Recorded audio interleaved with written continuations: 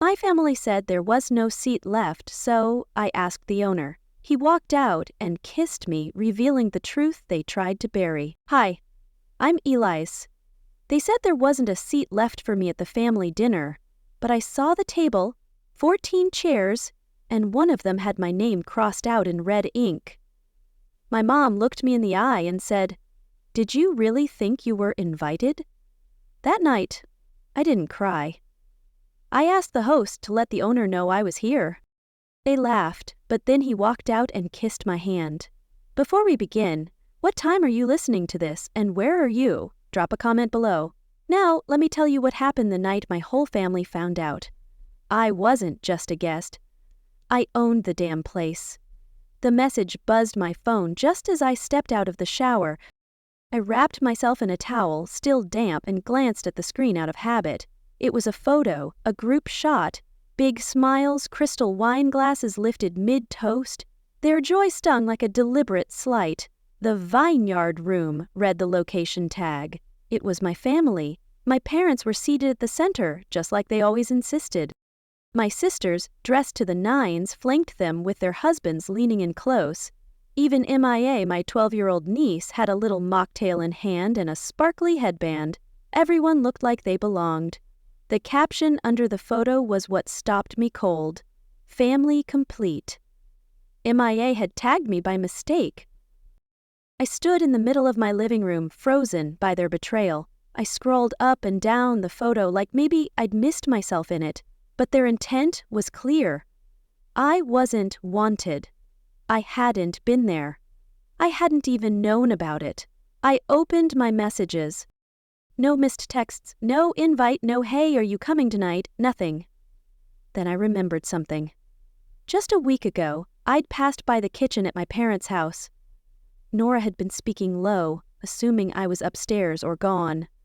"Just don't let her ruin the vibe. Don't even tell her," she had said. Her words now echoed with malice. I had laughed it off, figured she was joking. Now I realized she wasn't. She had meant every word. I should have felt rage or heartbreak or something dramatic enough to match the size of the betrayal, but what I felt was quieter, like someone had flipped a switch inside me and turned the light off. I dried my hair slowly, dressed carefully. Black slacks, a structured blazer, a soft blouse, no red lipstick, no high heels, nothing that screamed for attention. I wasn't going there to make a scene. I ordered a ride to the restaurant.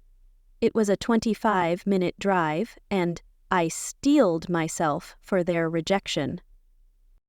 If I was never meant to belong, I'd like to hear it to my face. The restaurant loomed ahead, a symbol of their exclusivity. Couples strolled in under the soft glow of vintage lanterns. I stepped out of the car, adjusted my bag on my shoulder, and walked in like I had a reservation, because in some alternate world, maybe I did. The host stood tall and polished behind his podium. I gave him a calm smile. "Hi, I'm here for the Harrison party." He tapped into the system, eyes darting over the screen.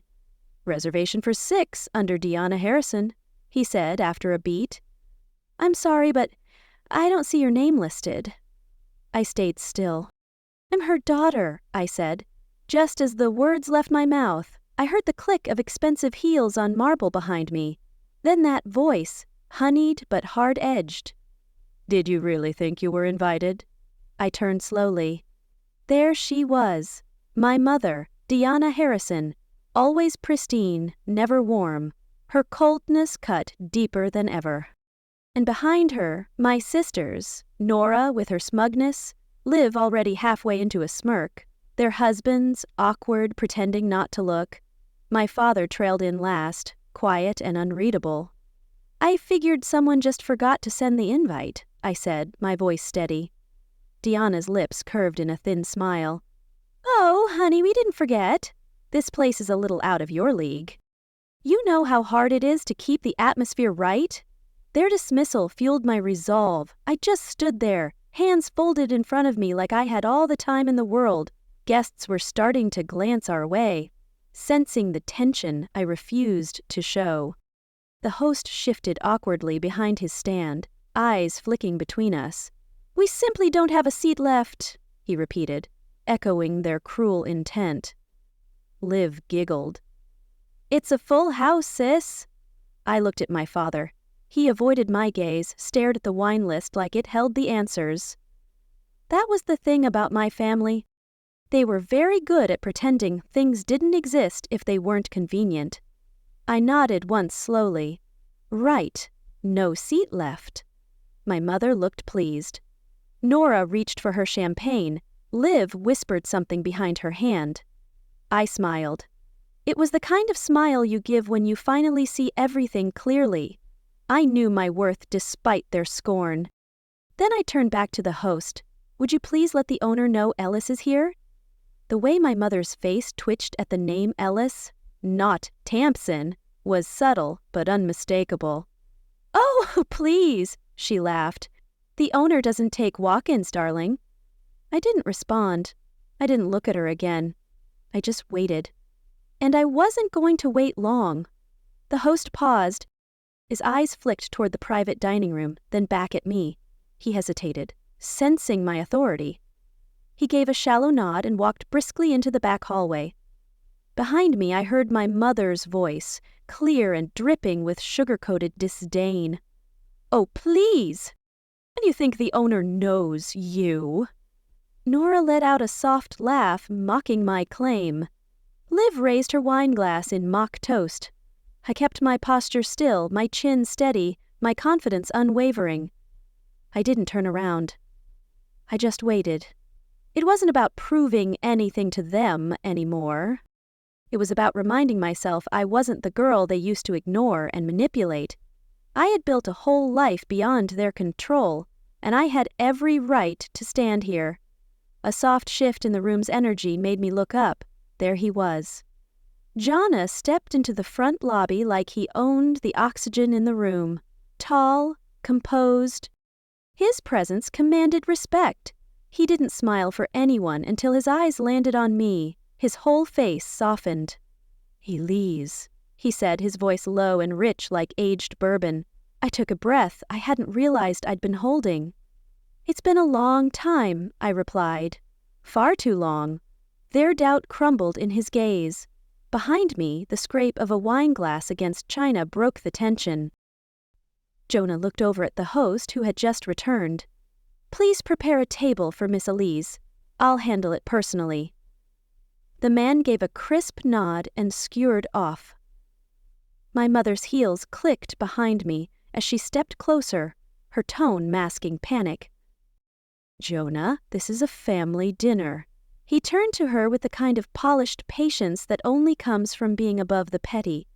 Then, "I'm afraid it's incomplete without her." There it was. No shouting, no drama, just a simple sentence that hit harder than any raised voice. My father, whose silence betrayed his complicity, adjusted his watch like it had suddenly grown uncomfortable on his wrist. Diana narrowed her eyes, her control slipping. Jonna turned toward their table. "Would you prefer we seat Miss Ellis separately, or can we make room at yours?" The table fell into awkward silence. Liv looked down at her plate, her smirk fading. Diana finally muttered, "There's no space." Without missing a beat, Jonna smiled faintly. "Then we'll move your table. Ellis deserves to be seated comfortably." Within seconds, staff materialized like clockwork. Tables shifted, chairs replaced. A full rearrangement occurred, not because I demanded it, but because someone with actual authority said I mattered for once. Their faces showed their defeat. I turned to Jonna. "You didn't have to do all this." He leaned in slightly. His support my anchor. "You should have expected it." I blinked, not sure how to respond. No one had stood up for me like this before, not at this scale, not in public. It was the kind of gesture my family thought only they were worthy of receiving. One of the servers motioned to a newly arranged seat beside Diana. Jonathan placed his hand lightly at the small of my back, guiding me. I walked toward the table, spine straight, steps controlled, not defiant, just certain. I sat down. The silence was thick. My mother's mouth had hardened into a polite grimace. Nora tried to look unaffected, but her unease was palpable. My father cleared his throat but said nothing. As I adjusted my napkin, Deanna hissed under her breath, "What the hell is going on?" I didn't answer. I didn't need to. The moment spoke for itself. The waiter poured me a glass of sparkling water as if it were the most natural thing in the world that I belonged here all along. The menu appeared in front of me and I took my time opening it. Then my mother did what she always does when the center of gravity shifts. She grabbed it back.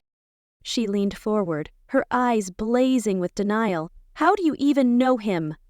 I paused, set my menu down slowly, met her gaze with a calm that had taken years to build. But I didn't answer. Not yet. "How do you even know him?" my mother snapped, her words a desperate grasp for control. I didn't flinch. I let her question settle like smoke, my silence a challenge they call an ignore. "I knew Jonna long before any of you knew me," I said evenly, my voice low but firm. "Before I married into this family, I worked in event planning. Jonna was my mentor." You could hear the air shift. Chairs stopped creaking, silverware went still mid-cut, Nora's eyes went wide, my mother blinked, stunned by my revelation. "You mean you were a planner?" I didn't rise to the bait. "No," I said plainly. "I was in management training, event coordination, payroll, hiring, conflict resolution." My father let out a single cough, faced with my hidden truth.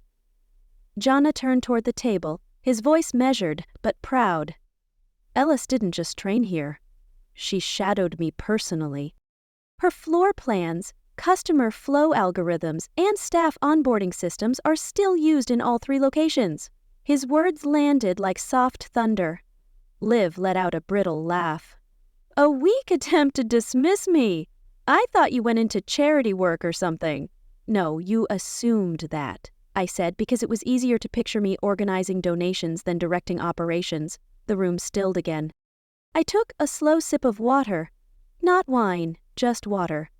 I wanted every part of this moment to be clear. "I didn't just work here," I continued. "I invested the expansion in Portland. My name's on the founding contract." Deanna blinked too fast, her face cracking. Nora sat back, reeling from my legacy. Her husband, James, finally broke the silence. "You never told me she was involved." Diana didn't look at him. She whispered, "We thought it didn't matter." Didn't matter? I tucked that phrase away like a knife.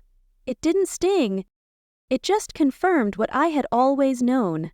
Invisibility wasn't an accident. It was policy. Jonas stepped in again, his words my vindication. "Elise holds a 60% stake in the original build-out. She never asked for credit. There it was." Silence. Not the silence of politeness or awkwardness, but the silence that comes when people realize they've miscalculated badly. Deanna nearly dropped her wine glass. Liv's grip on her fork tightened. My mother's lips pressed into a line so thin it nearly vanished. I let it sit. The waitstaff returned, carrying small white plates with delicately arranged bites. Pear and goat cheese, tartlets, with a dusting of smoked sea salt. The amuse-bouche was from one of my original drafts for the Vineyard Room's winter tasting menu, back when I still believed my ideas would be credited under my own name someday. One of the younger servers leaned toward Janae. "This was from her book, right?" she said, recognizing my contributing. Janae nodded.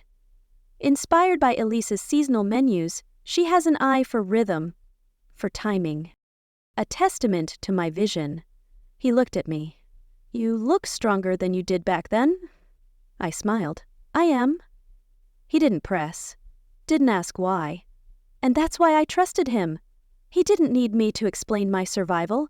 Across the table, James shifted uncomfortably. "You never talked about this," he said. Liv snapped, because it was ancient history, and half the things she did weren't even hers. She was just copying Jonah. I looked directly at her. "You'd be surprised what you can accomplish when you're the one doing the actual work." It was the kind of sentence you don't raise your voice for. The power was in how little effort it needed. She stared at me for a long beat. Then, in the kind of calm that's sharper than any scream, she said, "Well, some of us build legacies, others just decorate them." I held her gaze, unfollowed by her jab. The sentence hung in the air, delicate and poisonous. Some of us build legacies, others just decorate them. I set my fork down, not slammed, just the quiet, deliberate sound of silver meeting porcelain. I looked at Liv, not with anger, but with a kind of pity that had taken me years to learn to wear well. "I didn't decorate anything," I said simply. "I financed it." Her lips pressed together, but her chin lifted. My mother didn't flinch either. She clung to her false narrative. Jonna didn't say a word, but his presence alone held weight. The air around him steadied mine. I looked to my left toward the person who'd remained the most silent this whole time. My father.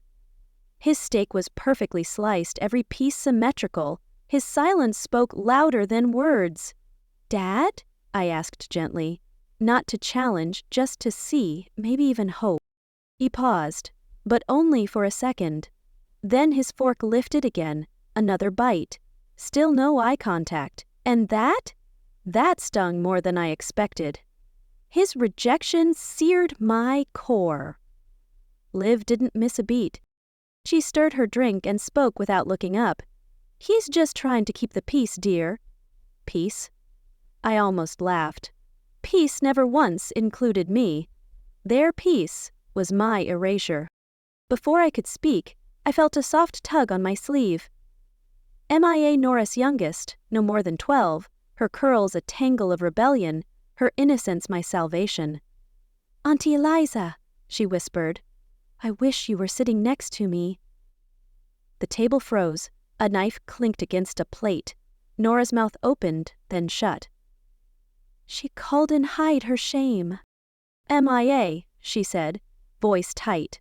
"Please go back to your seat." MIA lingered. Her defense mirrored my own, and that was enough. It landed. Even a child could see it. The arrangement, the exclusion, the way chairs were filled, not by love, but by convenience. Jonna leaned in just enough that I could hear him. She sees what they pretend not to. I gave MIA's hand a light squeeze. "Next time," I told her, "I'll sit right beside you." "Okay." Her eyes brightened for a moment, and then she trotted back, climbing back into her seat like nothing had happened. But something had. Nora's expression shuddered tight again. Deanna picked at her food, as if my truth poisoned it. My mother dabbed at her lip with a napkin, a futile attempt to regain composure. I reached for my wine, took a slow sip, and then, like clockwork, my mother spoke. "Next time," she repeated, smooth and sharp. "Let's not push it." I didn't respond right away because sometimes silence is stronger than the perfect comeback. But I looked her right in the eye, and I didn't blink. I let her words hang there. Let's not push it. They wanted a reaction. My mother, my sisters, something explosive they could point to later and say, "See? That's why she doesn't get invited." But I'd grown out of performing for their comfort. I picked up my napkin, quietly smoothed it across my lap, and noticed something behind the partition where the waitstaff disappeared into the kitchen. A stack of chairs. One of them still had a printed name card tucked between the slats. Elise Harrison. I stood slowly, walked a few steps, enough for one of the junior managers to notice. He stepped toward me, sensing the weight of my claim. "Your seat was originally set, ma'am," he said, "but the instruction came to remove it. Said there was no need." He didn't meet my eyes. Behind me, I felt Janya's presence shift. His support bolstered my courage. "Who gave that instruction?" he asked flatly. I didn't need the answer. I turned back toward the table and said just loud enough for everyone to hear, "I know exactly who." Liv didn't flinch. Deanna picked up her wine glass and twirled it. Her dismissal a final insult. I sat back down slowly, my hands steady even as something inside me shook loose. For years, I'd explained away the little things. Being left out of group chats, arriving to events and finding no name card, getting birthday texts hours late, if at all. I used to tell myself maybe they forgot, maybe they were busy. But tonight killed that illusion. This wasn't forgetfulness. This wasn't poor planning. This was a decision. They didn't forget me. They erased me. My phone buzzed gently in my clutch. I slipped it out, checked the screen.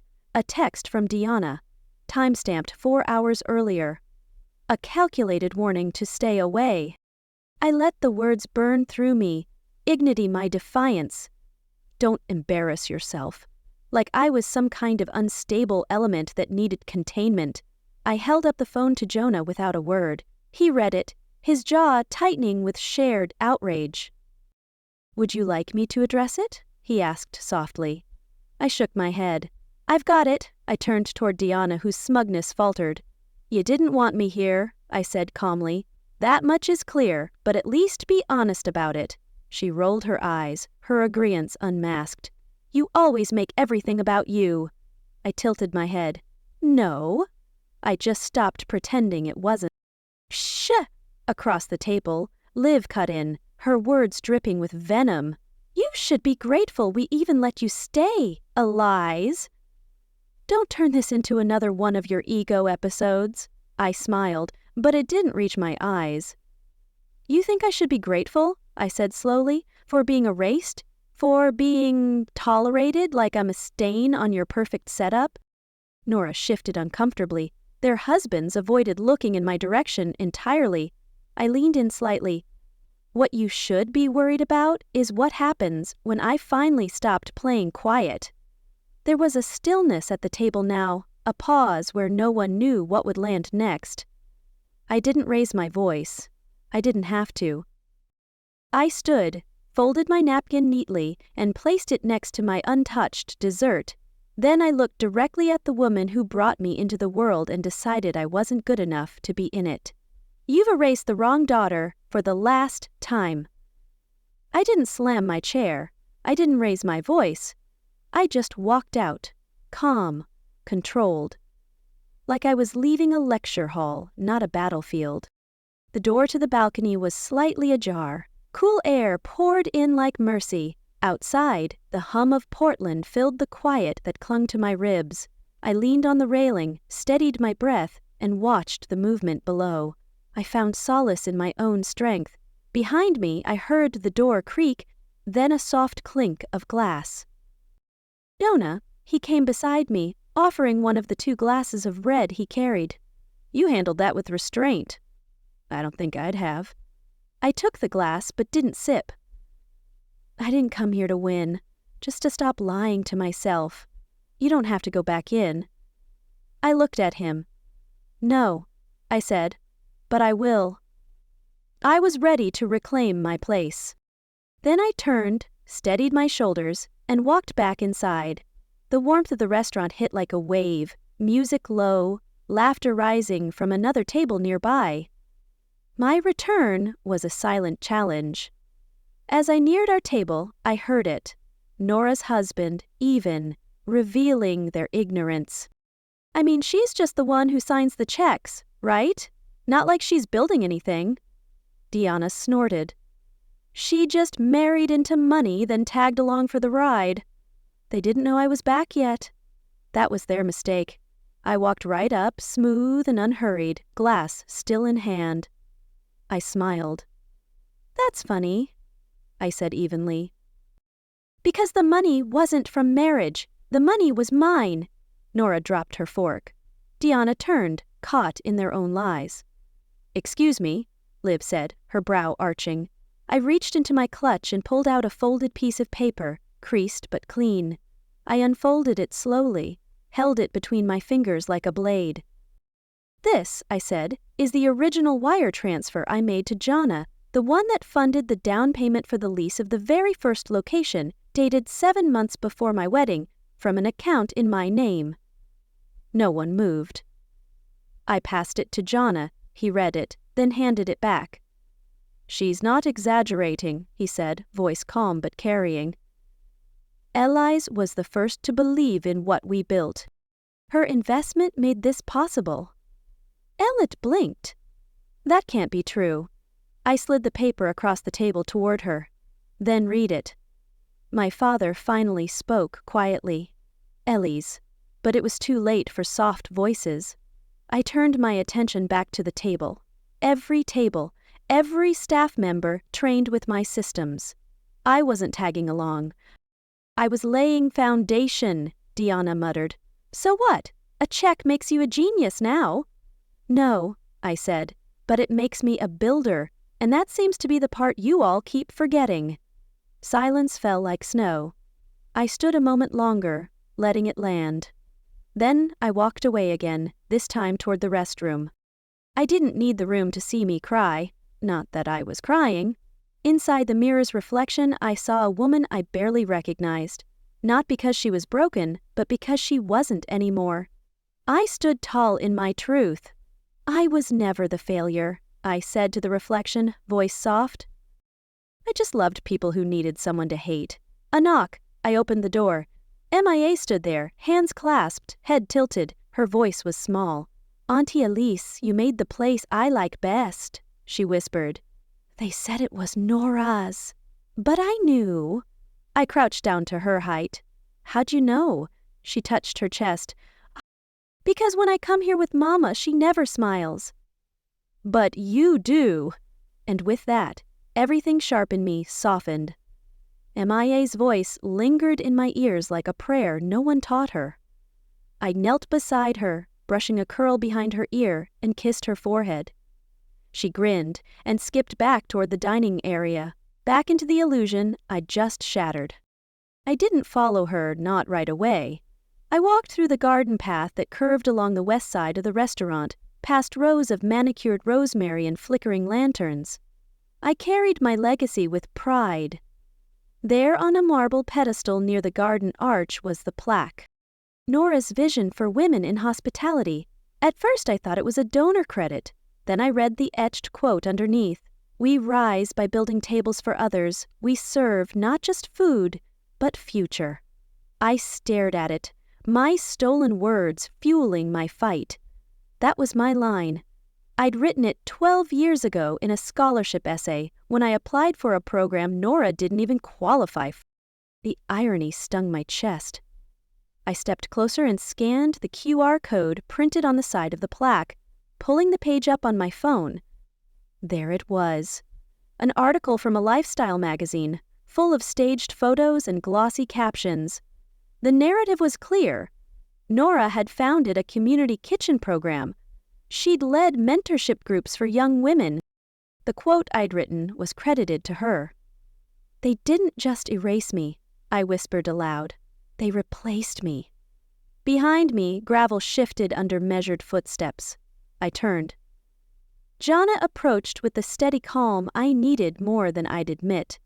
He offered a white envelope, embossed and sealed. Still want to keep your last name after we sign this?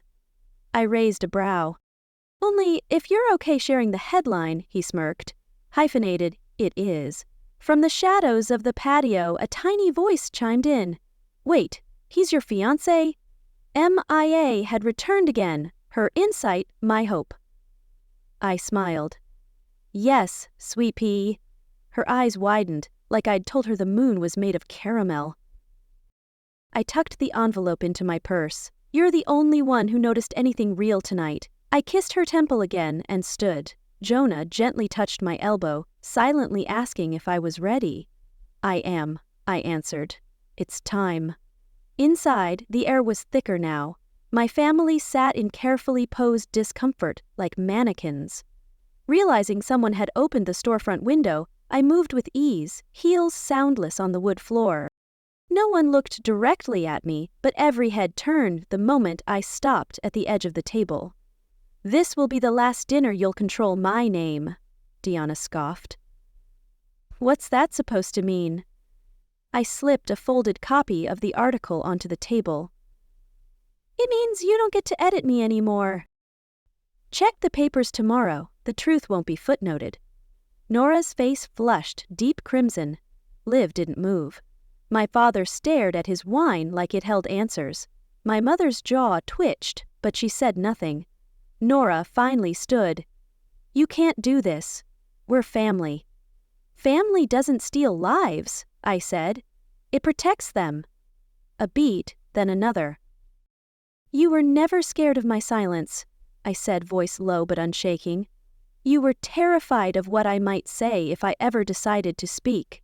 The air in the room flattened like someone had sucked the oxygen out with a vacuum. Nobody moved. Their guilt was my victory. One of the waiters hesitated at the dessert cart. I caught his glance, gave the faintest nod. Jonah mirrored it from across the table. Service resumed, but all eyes stayed locked on me. I didn't sit down. I reached for my wine glass, tapped the rim lightly with my ring finger. My gesture sealed their fate. "I think it's only fair," I began, my voice even, "since so much of tonight has been about legacy, that I share mine."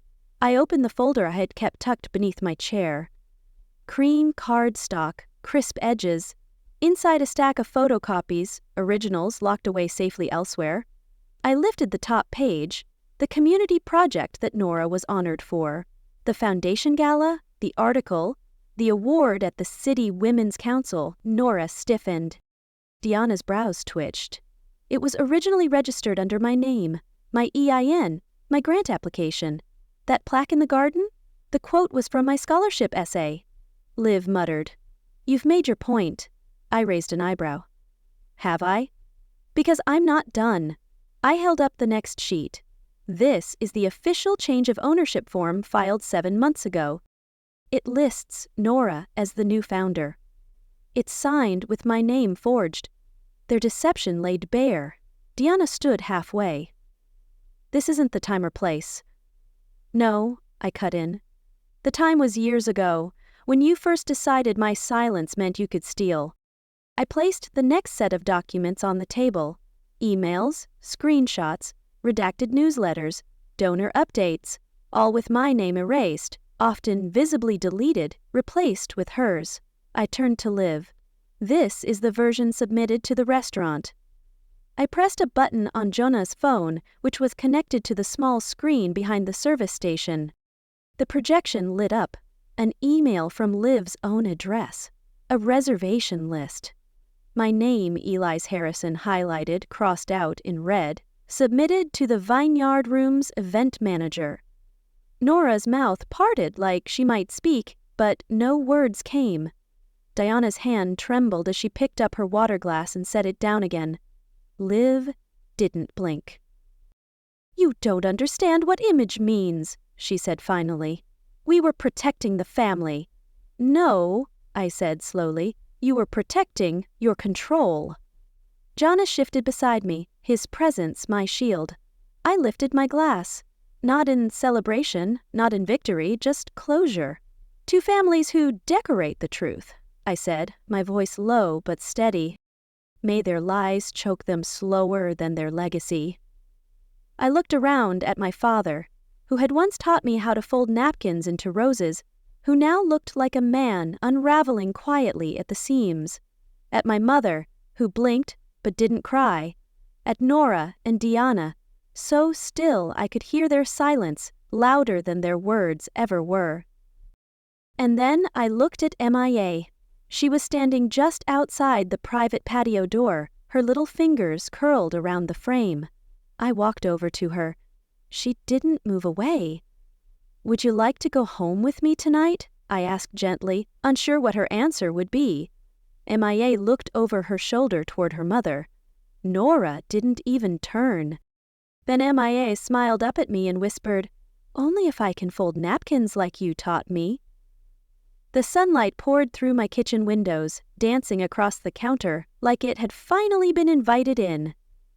MIA's presence healed my wounds, just the soft clinking of forks and the gentle hum of a child concentrating. MIA sat at the dining table, her effort my inspiration as she folded a napkin into something that resembled a fern or maybe a seahorse. Either way, it was hers, and she was proud. "I think I messed it up," she said, holding it up with both hands. I took it from her, smoothing the soft cotton edges. "It's perfect because you made it," I said, "not because it follows the rules." She beamed, her joy my reward, and went back to folding another one. There was a peace in the room that didn't ask for permission, a kind of quiet that didn't feel empty, just whole. Brunch simmered behind me. Herb-roasted vegetables crisping in the oven, eggs waiting to be scrambled. No one was yelling. No one was erasing anyone. It was just us. My phone buzzed on the counter. I glanced at it. Subject line: "You've made your point from my mother." I stared at the screen, ignoring their final plea. Then I hit delete. No hesitation, no deep breath, just done. For years I'd been told I was too sensitive to lead, too dramatic to be trusted. But the truth was simpler and far more dangerous. I was too quiet to notice, too quiet to be feared, until I stopped being quiet. The eggs sizzled as I cracked them into the pan. I didn't need to read that message.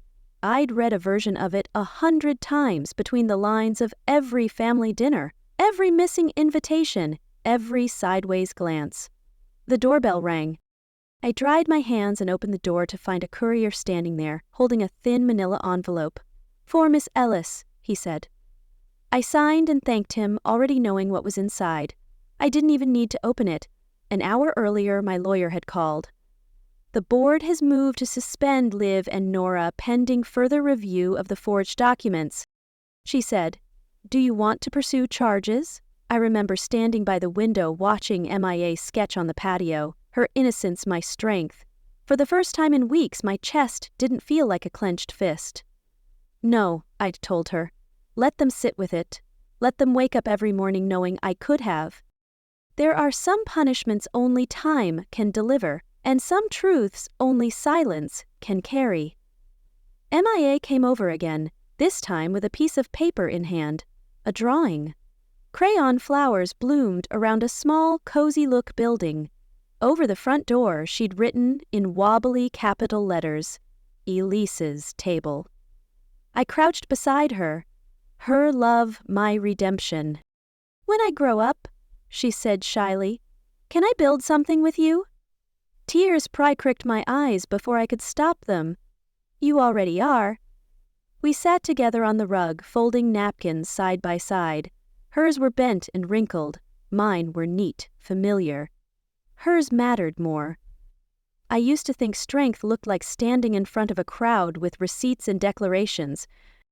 And maybe it does sometimes, but this was quieter, truer.